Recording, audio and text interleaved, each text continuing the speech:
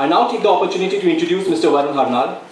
Mr. Varun Harnal is a Delhi-based corporate trainer who has been heading the learning and development at Hilti India Private Limited since the last 4 years. Supported by his team of 8 trainers, he has been designing and pioneering a number of leadership and sales-related programs at Hilti. Mr. Harnal completed his Bachelor in Engineering Studies from Army Institute of Technology, Pune, and started his career in sales in 2001. He then pursued his MBA in marketing in 2007 and worked for 4 other corporates before realizing his true passion for development of people potential at Hilti. Quite linked to his passion for training are his abilities as a theatre enthusiast and a light Indian vocalist. As a special subject of his interest, Mr. Harnal will focus on emotional intelligence basics at LBS IM. This subject has been attracting the attention in management circles ever since it's mentioned for the first time by Daniel Goleman in 1995. I now request Mr. Varun Harnal to kindly take over the proceedings. Please, sir.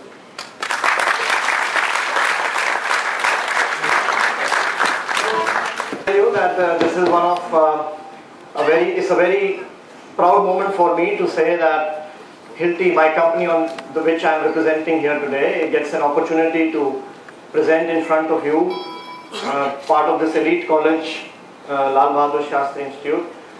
I don't know how many of you here are by compulsion and how many of you here are by will, but if you are here by compulsion, you will not be sorry, and if you are here by will, I'm sure you will be overly excited to having a mention in brackets. So I want to be sure that this is meant only for high IQ people. So how many people here are low IQ? Please put up your hands. So everybody is high IQ, right? Good. So this session is for you, I'm very sure. 100% people high IQ, that's the best thing that we could have. So don't worry, I'll change the slide, but I need you for the video sometimes. Okay. The agenda, without wasting any time, is, but by the way, emotional intelligence, the difference between IQ and EQ will be spoken about by me in a short while. But just very briefly, how many people, and during the session there's some rules. I'm going to be asking you to put up your hands sometimes I'm going to be asking you to stand up. Is that normal culture here? Is that taken normally? No offense is meant? Glad? Okay. So, or scared. And then there is I can do a small activity with you, I can do this. 10 means what? Very sad, pathetically sad. 0 means, we don't call it 0, we say O. O is very, very happy. So I'm asking this question, all of you, how do you feel today? On the scale of 0 to 10, how do you feel today? So you all have to give me a number, huh? But think about it first, before you give a number, huh? Don't say, oh. Think about it. Everybody wants to be at O, I know. But how do you feel? I mean, realistically. Sorry, but I have to ask you to get up a little bit. Stand wherever you are. Good, so all of you are listening. Not all of you. Yeah. Okay. So, and you have to, in your, when you get up in the morning, or you just go and greet your parents. That's good manners actually. Greet your brothers, sisters, say good morning, how are you? Or you meet your friend in college, say. So greet the person standing next to you, greet him or her by saying hello, whatever. So greet, say hello. Hi, how are you? Good morning.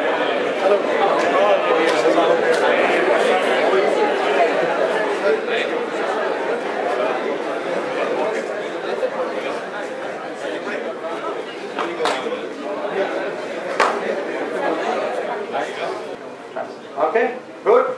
You're all good followers. That's the second part of the activity, is that you're meeting your friend, whoever you just greeted. Actually, you're meeting him after 10 years. And you're feeling so nice about it. Greet it like that.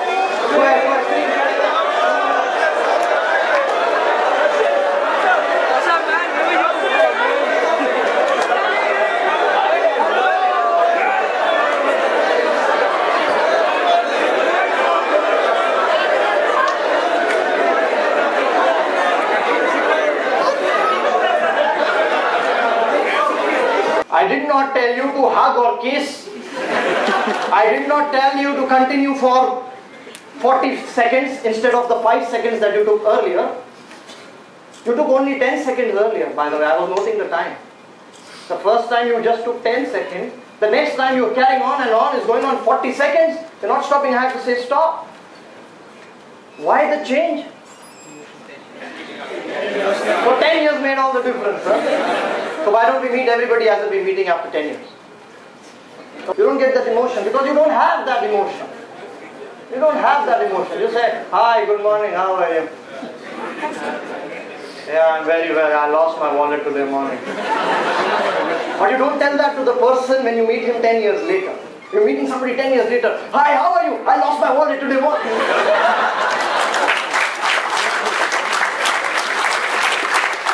No, that's not the way you meet a guy 10 years later. You don't tell him about all the silly, stupid stuff you've been doing. You tell him about all the good things, and that is how you manage the other guy's or girl's emotions also. So by your emotions, you are actually affecting the other person's emotions also. So as I said, emotional intelligence is not about managing your own emotions only, it's about managing the other person's emotions also. And I said there was a big question, can you manage the other person's emotions also? Yes, you can. And we just saw that in the room. How do they do it? Okay. I give you this example of this not teaching in schools.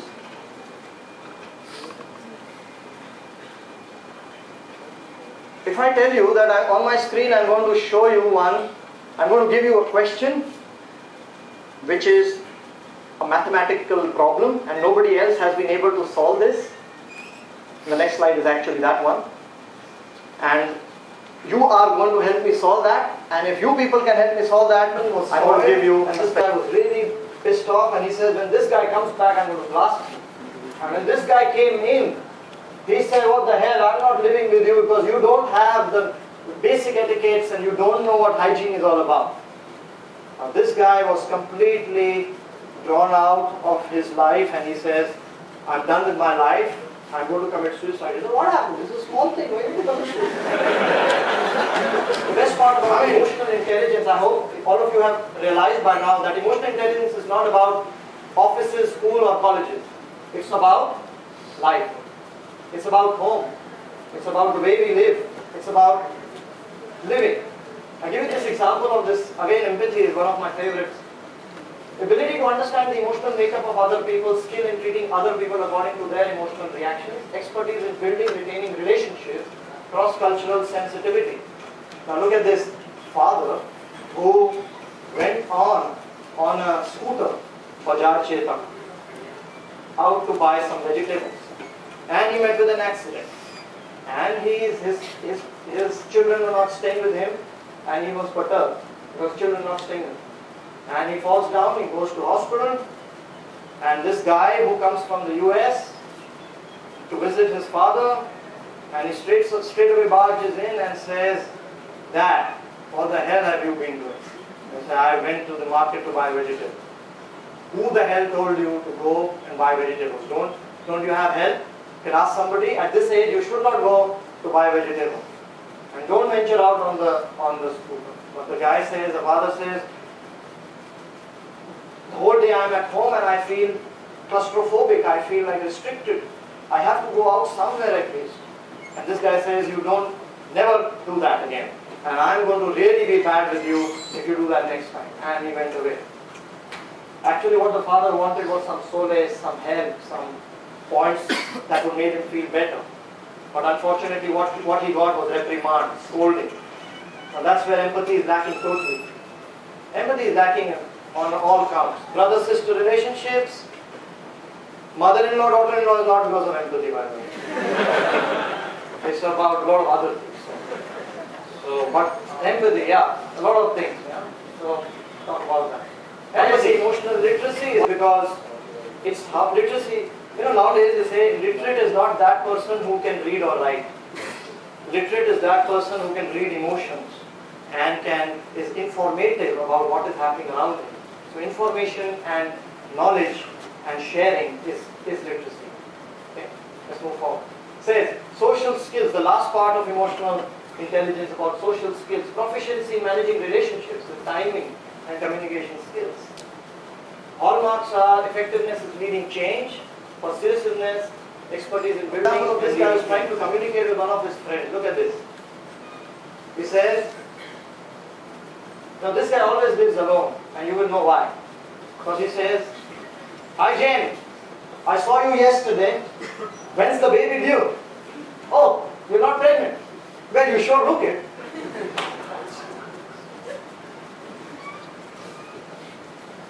Oh. I mean, he's trying to build a relationship with Jane. He's trying to make some small talk. Poor guy, always lives alone, wants to make the first friendship. And this is what he does. You look pregnant. Okay. He's not good at this, being passive. And that's where she makes a mistake. When the villain is holding a gun against the hero's head and says, "Okay, now it's your last minute," the guy says, "Now this time he should be passive, huh? Because he's already called the police. The police is on the way." Now what this guy said, "Police आएगी अभी, तुम्हारी की ना ले, तू बोलेगा."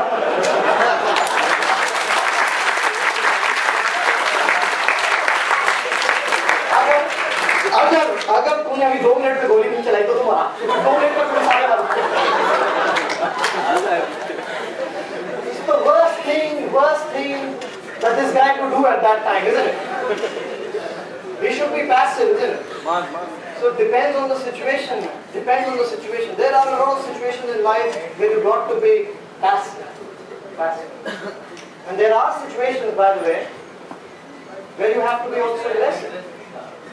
You have to be aggressive. What are those situations where you got to be aggressive? Can you now think? Like that villain who didn't shoot and miss.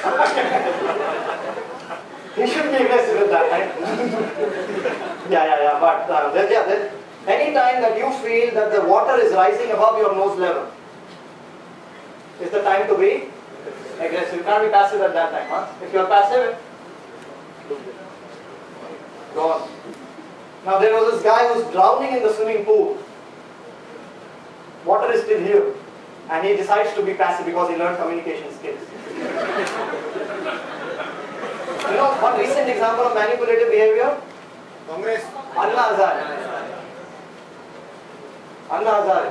What kind of communication style did he adopt out of these four to convince the government? Not aggressive. Did he kill anybody?